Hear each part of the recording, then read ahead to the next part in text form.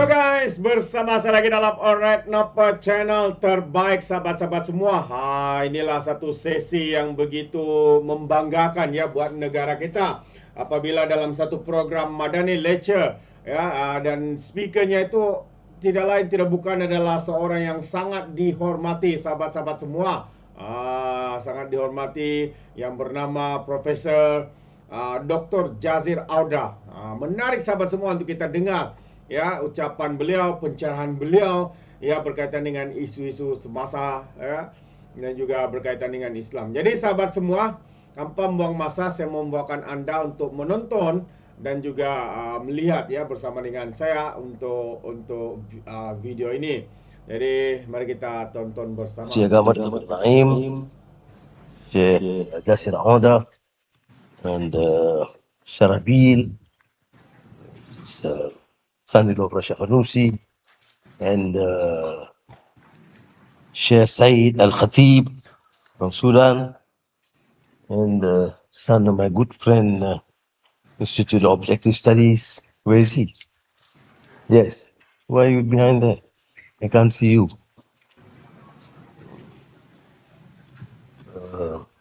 Mazur Alam's son. We know Mazur Alam, we don't know the other Alam. So thank you very much for being with us tonight.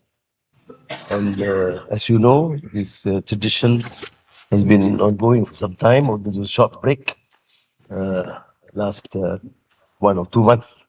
There were sessions, but on a quieter level, with Sheikh Jamil Al-Jarumi of Qadah.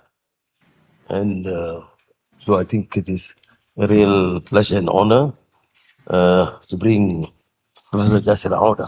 Jasser Auda, of course, is known because those of you who are familiar with the series sessions of discourse on Maqasid Sharia that we organized in a few states in the last 6-7 years. Both Sheikh Sudi Qadil Marhum and myself tried to introduce Maqasid Sharia in a more substantive academic sense. I don't have the authority, of course, so what I did was just to read Jasser Auda's book on Maqasid and summarize on his behalf. And normally the summary at times can be a bit better. And Sidi Fadil, on the other hand, used mainly Rasul's assertions.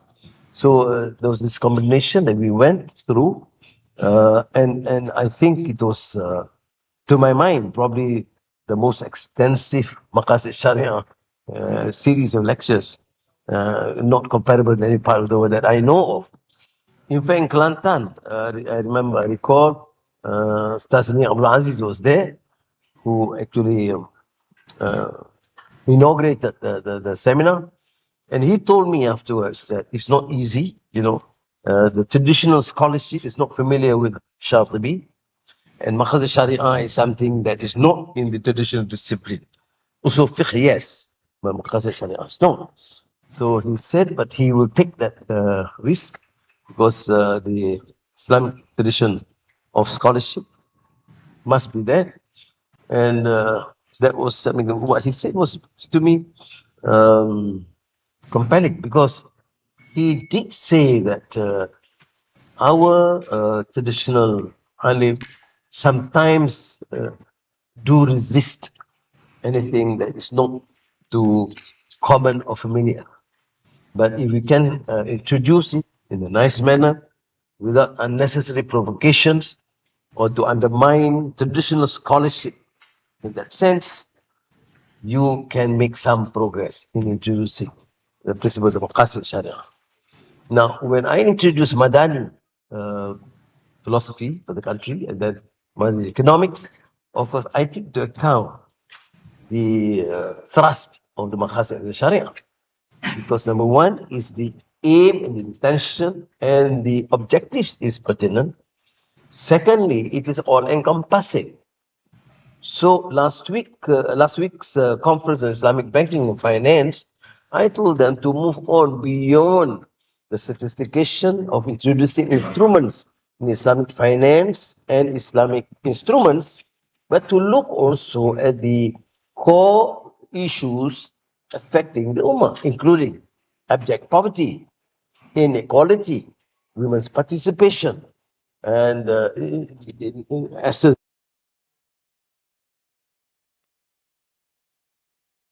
and of course the new pressures which we are part of, climate change, the issue of energy transition, and digital transformation.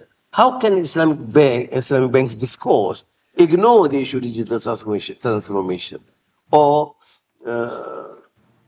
energy transition or the need to produce more in terms of food security?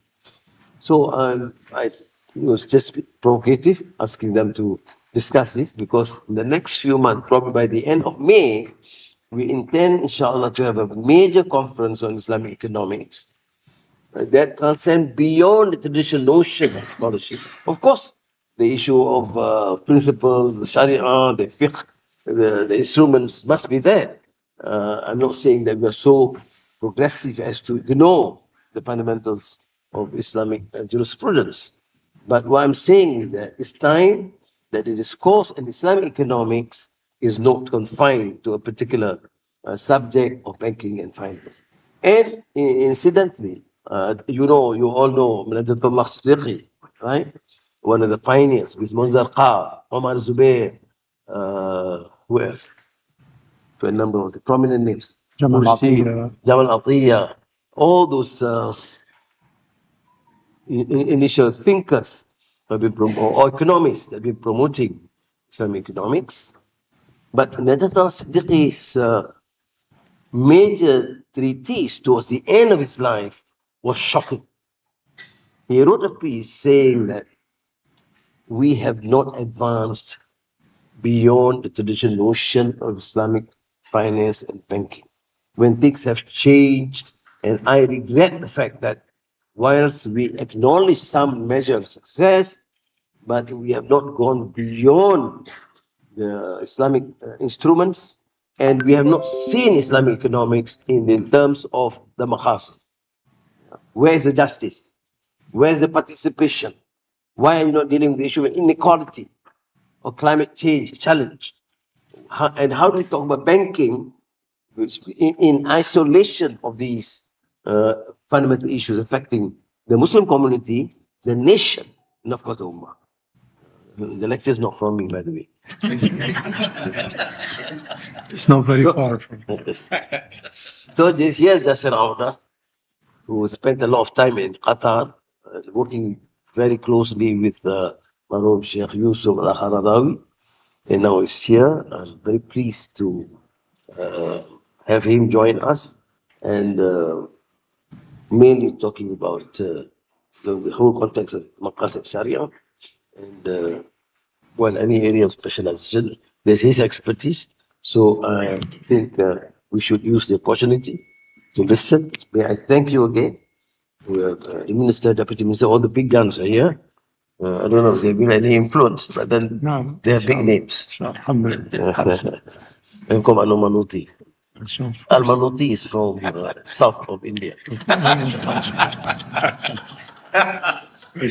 Some of you, even our one of our Naqib, my younger days, Naqai Haji Ahmad is also here. Of course. He's very difficult Naqib. Expects us to memorize. We come from a Western school and expects us to memorize all the verses that fast. So anyway, Alhamdulillah, you are here, and please, you have the floor. Alhamdulillah. Barakallahu fikum. Bismillah ar-Rahman ar-Rahim. Alhamdulillahi Rabbil Alameen. والصلاة والسلام على أسعد خلقه وخاتم رسله محمد صلى الله عليه وآله ورضي الله عن المهاجرين والأنصار ومن تبعهم بإحسان إلى يوم الدين ثم أما بعد.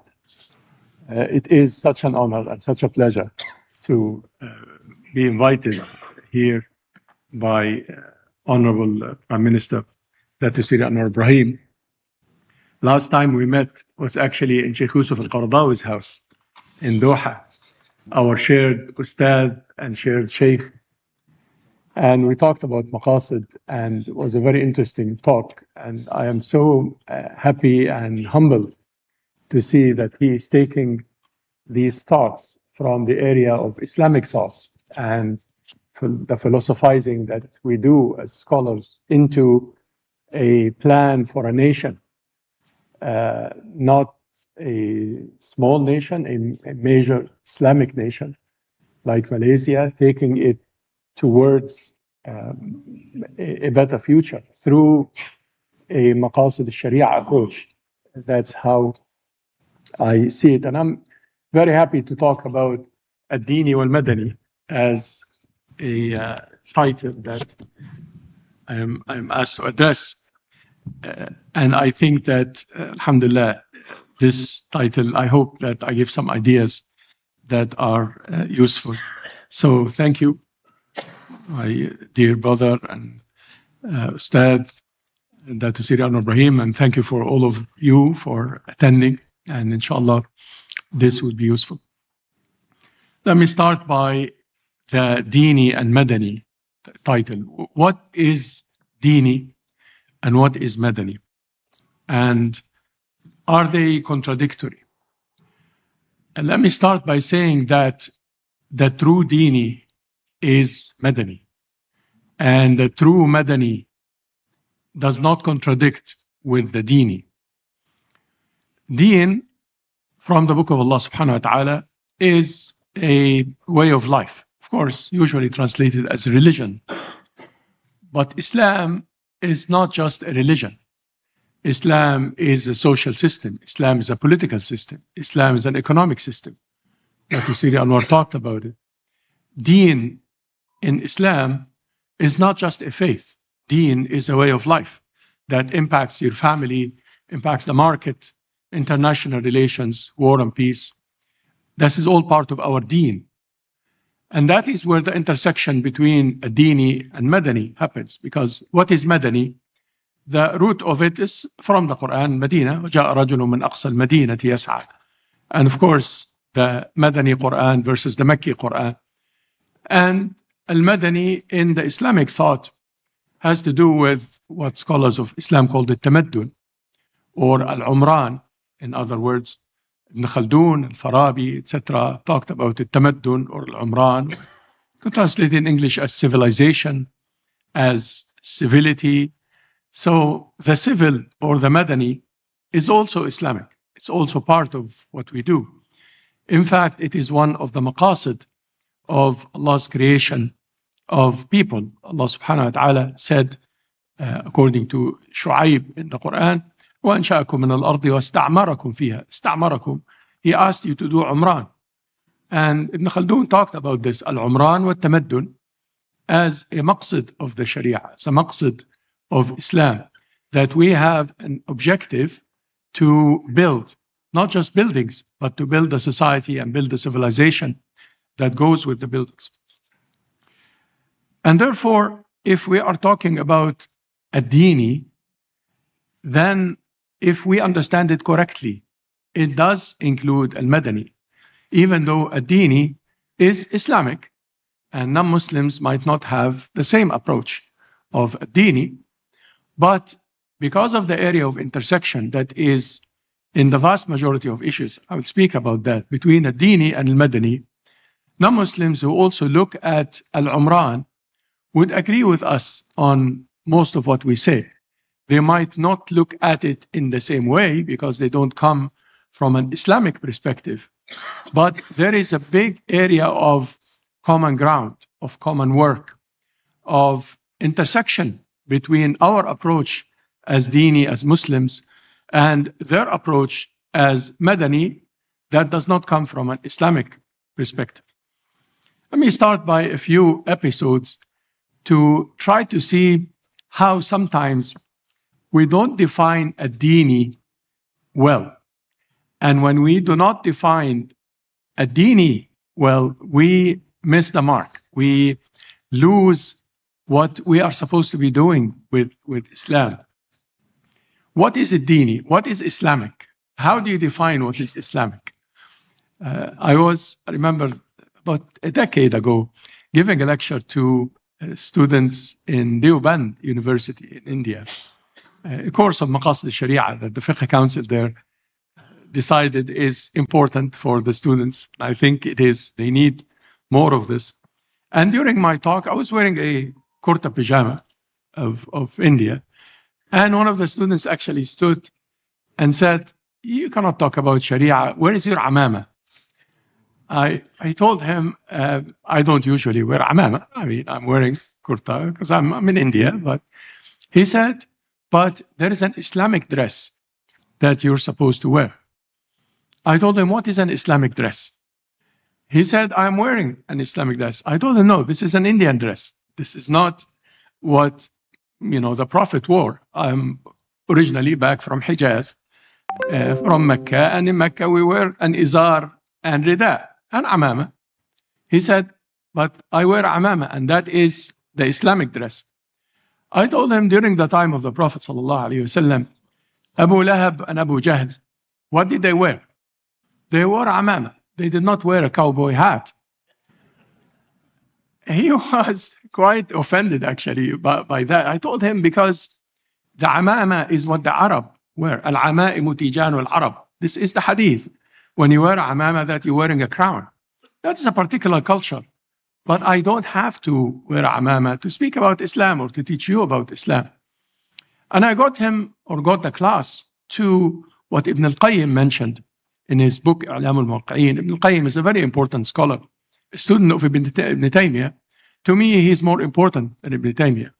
But Ibn al-Qayyim mentioned, الشريعة بحقائقها ومقاصدها لا بأسمائها وصورها. Sharia is about its essence and its purpose. And it is not about the names and the outlooks.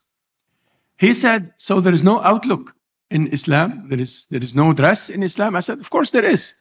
There is covering al-awra for men and for women, guidelines in the Sharia. They're well known. Differences of opinion, some details, but everybody knows that you cover the awra. And he said, but then you wear something when you are from a particular university. I said, yes, true. But it doesn't mean that everybody should wear that. You have a particular gown, a jubba, or amama, based on your background or your culture. In India, I told him you're wearing a kurta, or in the Southeast Asian world, you wear a batik. But at the end, this is not the Islamic dress. The Islamic dress is what covers your aura. The Islamic dress is what makes you not, they call it thawb al-shuhra. Somebody wears something that's too much extravagant, that, of course, has gold or whatever, things that are haram. What makes you Islamic is to wear as your people wear. And it is not about a particular dress. Give you another example, perhaps, about the Islamic and how we define it, and then perhaps we get more serious about the examples. This example was about a movie that we visited a nearby city in East Asia. And the brothers received us. They said, we want to take you to an Islamic movie. So I told him, okay, so what is an Islamic movie? He said, well, it doesn't have any women. So I told him, okay, so there are no female characters in the movie? He said, no, there are, but the brothers wear a hijab, and we put the camera from the back, and we make sure that, and there's no music. I told him, okay, but there's like doof and stuff. He said, no, it sounds like music, but we're actually using kitchen tools and glasses and so on. So we produce a very similar sound, but there are no instruments. I told him, what about the story? He said, no, there is no story. It's just we take from the history, the riwayat, the hadith, but we make sure it's sahih. So I tried to tell my brothers that this is not Islamic movies. This is not the Islamic entertainment. We need Islamic we need Islamic arts, but the Islamic art, rahimallah al-Faruqi, he said, is about al-Jamal, is about beauty. And al-Jamal is about al-Tawheed. So how can al-Tawheed as a paradigm translate into a beautiful expression of a social issue, of an artistic issue, of something in nature, something in society that by which you can change the culture, by which you can call for Islam. You can show the heroism of some Muslims. That's an Islamic movie, and it is not about whether you show females or not, or whether this is not the way we should approach Islamic. Another episode, we were in the Caribbean, and the brothers took us to a hotel. They said it's owned by Muslims and so on. And it was on a beautiful beach there on the ocean. When I entered the room of the hotel, it was just 4 walls. There is no windows.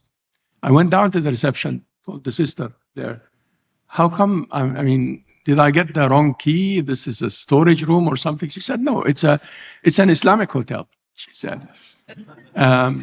We decided that we are not going to have windows because it's on the beach. We don't want you to, look at the beach. I said, but the beach is beautiful. Like we're here. I mean, this is a place where if you're at an Islamic hotel, put an ayah that, look at the sea, look at the sun and the moon, remind us about nature, take us, put a dress code on the beach if you want people to be decent, and so forth. But this is not how you build an Islamic hotel. I had an argument with our brothers there about this concept of an Islamic hotel without windows in the room. And we got into the issue of what is Islamic tourism? How do we define that when we take people on an Islamic tour? What is it about? Sometimes in the Muslim world, we do it the wrong way. We do it in a Disney style. You can see that even in the Haram and so on. But it's not about copying from the Disney model, and it is not having a hotel without windows. You really need to be creative about your Islamic tourism and Islamic hotels. Halal committee that I was asked to join in Toronto now, where the brothers are giving fatwas and stamping halal. Now we're getting more into what is dini in a more hopefully critical way, with an intent to criticize ourselves, to correct ourselves according to the standards of the Sharia. Now in this halal committee, I discovered that the chicken that they slaughter out there in Toronto in one of the factories, without mentioning names, they feed the chicken blood. And they feed them blood less than 50% because they got fatwa from somewhere in the Arab world that if it is less, if it is not ghalib, if it is not the majority of the food, then it is halal. It's not jalala, what we call in fiqh jalala, or najas. That so they eat 40 to 50% of blood, and they are slaughtered seeing each other, which is not the way the animals or the birds should see each other. And they, because they want to slaughter so many thousands of chicken every day, they could not hire somebody to say Bismillah so many times.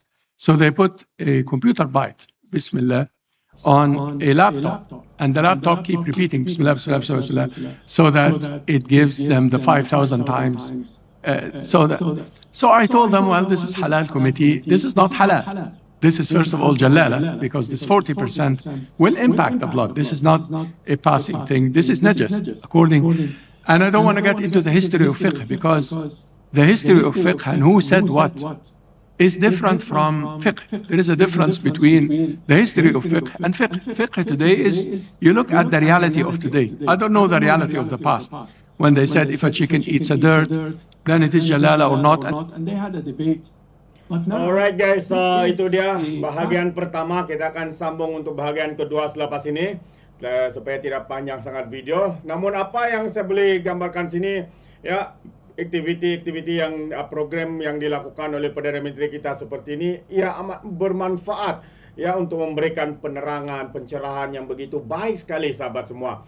Jadi sampai di sini saja. Terima kasih. Izinkan saya untuk mengundurkan diri.